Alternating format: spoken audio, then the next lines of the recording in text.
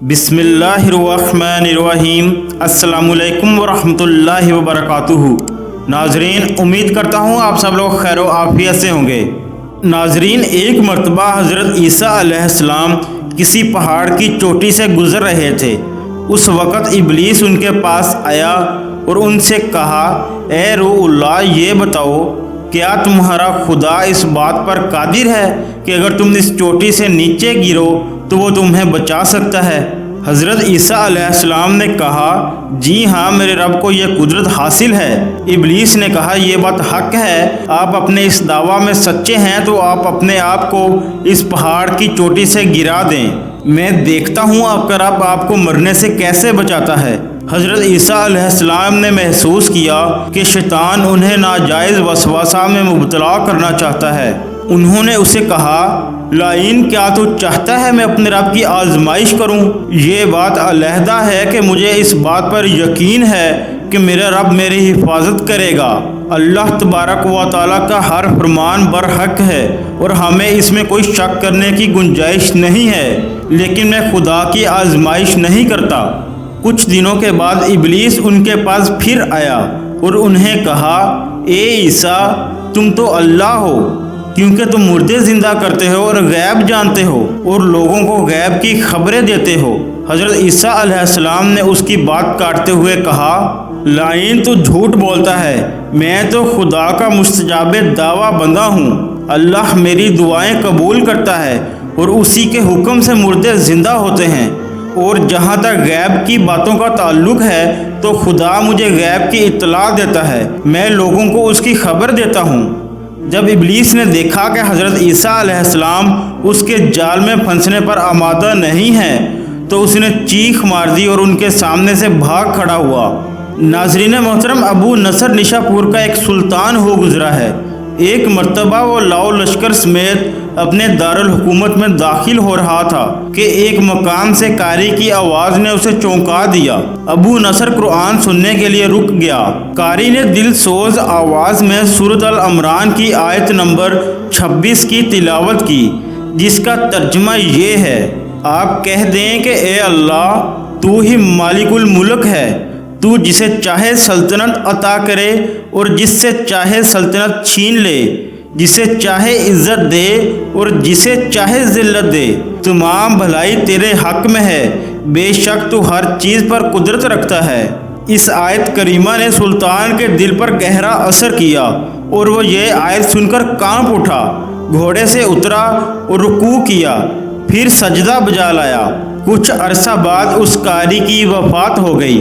اس کے دوست نے قاری کو خواب میں دیکھا کہ خدا نے اسے جنت میں عظیم مقام عطا کیا ہے۔ اس نے قاری سے پوچھا، تمہیں یہ مقام کس وجہ سے نصیب ہوا ہے؟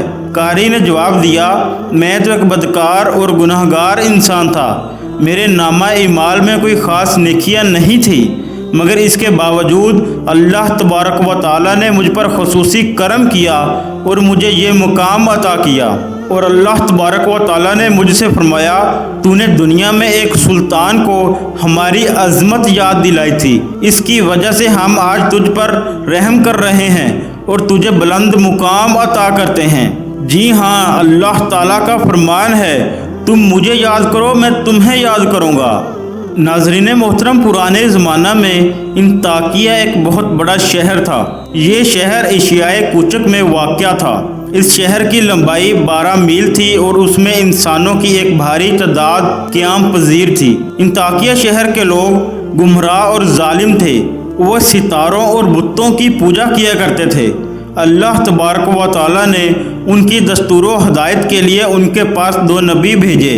اہل شہر نے ان کی تقلید کی تو ان کی تقویت کے لیے تیسرے رسول کو وہاں بھیجا گیا۔